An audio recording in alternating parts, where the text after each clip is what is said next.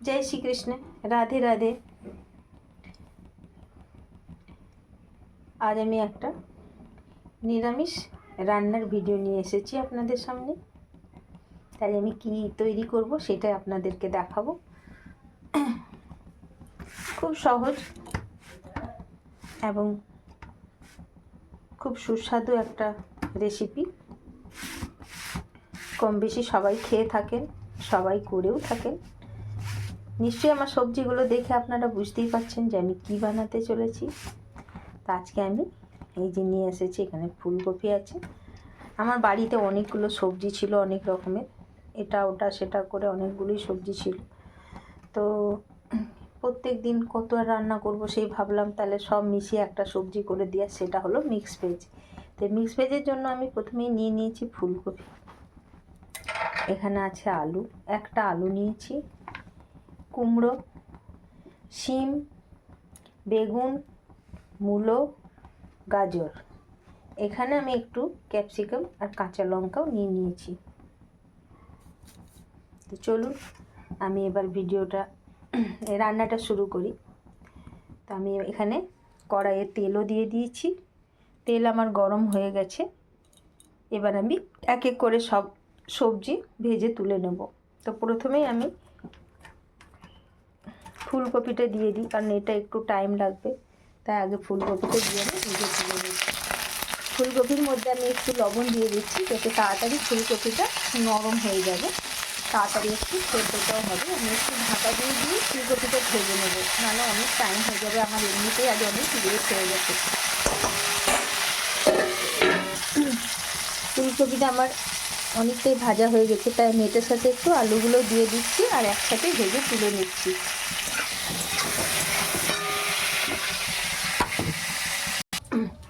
আলু ফুলকপি আমার ভাজা হয়ে গেছে, আমি তুলে রেখে নিয়েছি।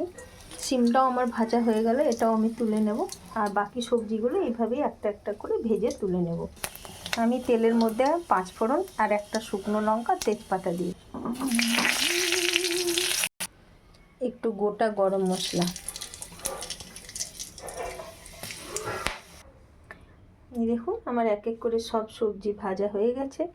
এবার আমি ওই তেলটাতে এই যে ফোড়ন দিয়ে দিয়েছি, তেলটার মধ্যে এবার আমি এখানে আমি জিরে, ধনে,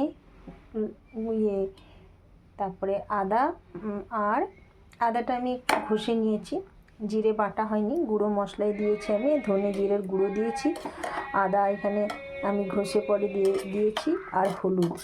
এবার আমি এই মশলাটা তেলের মধ্যে ছেড়ে দেবো, দিয়ে আমি মশলাটা দিয়ে ভালো করে কষিয়ে নেব। তারপর সব সবজিগুলো দিয়ে আবার আমি একবার কষিয়ে নেবো ভালো করে। এখানে আমি একটু লঙ্কা গুঁড়ো দিয়ে দেবো আর একটু গোলমরিচের গুঁড়ো দেবো, গোলমরিচের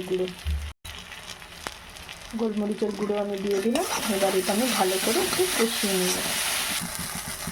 মশলাটা আমার অনেকটাই কষানো হয়ে গেছে। এবার আমি এক একটা সবজি এর মধ্যে দিয়ে সব সবজি একসাথে এবার মিশিয়ে নেব।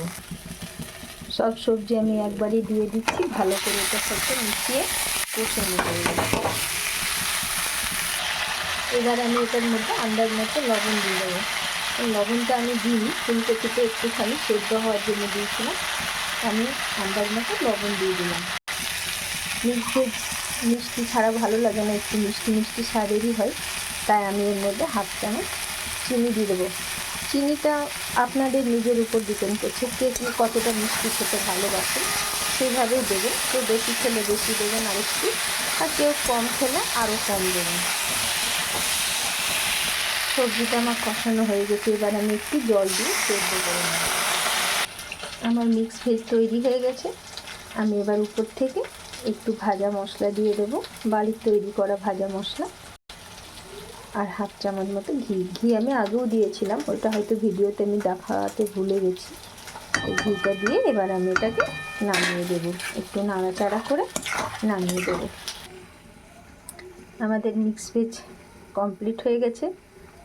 আর এই রেসিপিটা সবাই জানেন, লুচি, পরোটা, খিচুড়ির সাথেও খুব ভালো যায়।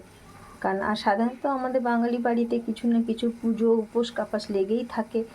তো নিরামিষ যে খাবারগুলি খাওয়া যায় সেখানে মিক্স ভেজ তৈরি করে খাবেন, দেখবেন খুব ভালো লাগবে। আশা করছি আমার ভিডিওটা আপনাদের ভালো লেগে হবে। ভালো লাগলে লাইক কমেন্ট শেয়ার করে দেবেন। ধন্যবাদ।